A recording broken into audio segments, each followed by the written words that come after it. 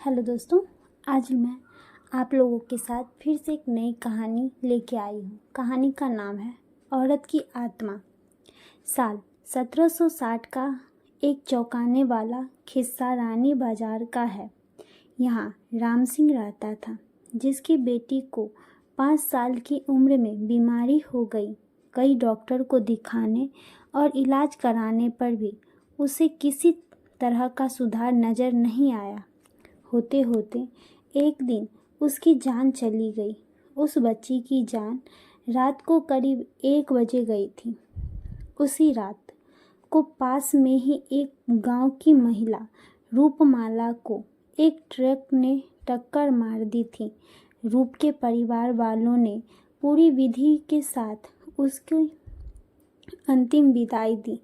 अब बच्ची के परिवार वाले भी उसे दफनाने के लिए जंगल की तरफ निकले। जंगल जाते समय अचानक से उस लड़की के शरीर में हलचल हुई। सभी हैरान हो गए कि मृत लड़की का शरीर कैसे हिल रहा है। थोड़ी देर में लड़की जिंदा हो गई और उसके परिवार वाले खुशी खुशी उसे अपने घर ले आए। किसी को इस बात की भनक नहीं थी कि उस लड़की के अंदर उसी रात ट्रक से टकराने वाली रूपमाला की आत्मा घुस गई थी।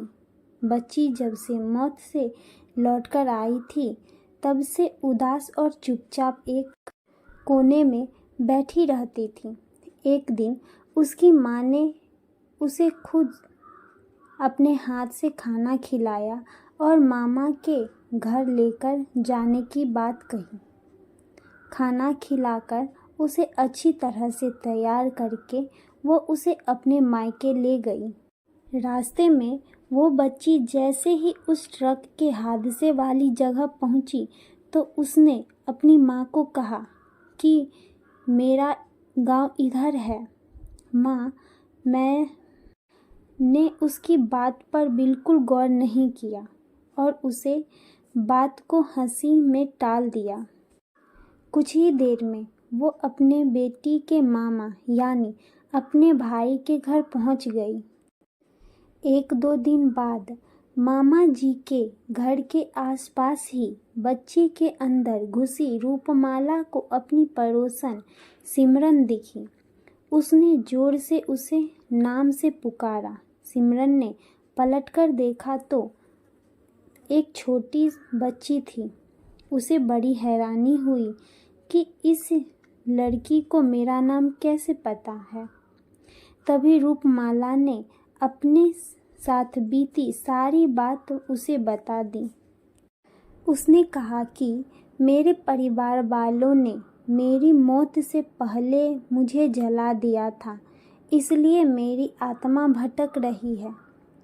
उसी दिन इस लड़की की भी मौत हो गई थी, तो मैं इसके शरीर में घुस गई। सिमरन ने ये बात अपने गांव जाकर सबको बता दी। पूरे गांव वाले और उसके रिश्तेदार रूपमाला से मिलने के लिए उसी बच्ची के मामा के घर पहुंच गए। उस लड़की के अंदर रह रही रूपमाला की आत्मा ने सबको एक एक करके पहचान लिया। कुछ देर बात करने के बाद वो अपने परिवार वालों के साथ अपने घर चली गई। अब उस लड़की की माँ बच्ची को घर में ना देखकर परेशान थी। जब उसे पता चला कि वो कुछ लोगों के साथ दूसरे गांव गई है, तो वह उसे बुलाने के लिए चली गई। अपने परिवार वालों के साथ खुश रूपमाला ने वापस आने से मना कर दिया। पास के ही लोगों ने उसे समझाया कि तुम्हें दोनों परिवार के साथ रहना चाहिए, इसमें सभी को खुशी मिलेगी। तुम किसी एक परिवार को दुखी नहीं कर सकती हो। इस बात को सुनने के बाद लड़की के शरीर में रह रही रूपमाला अपनी माँ के साथ वापस आने के लिए राजी हो गई। अब वो दोनों परिवार के साथ खुशी खुशी रहने लगे।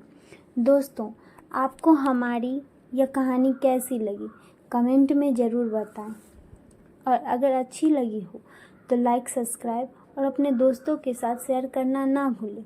धन्यवाद। मिलते हैं फिर अगली वीडियो में।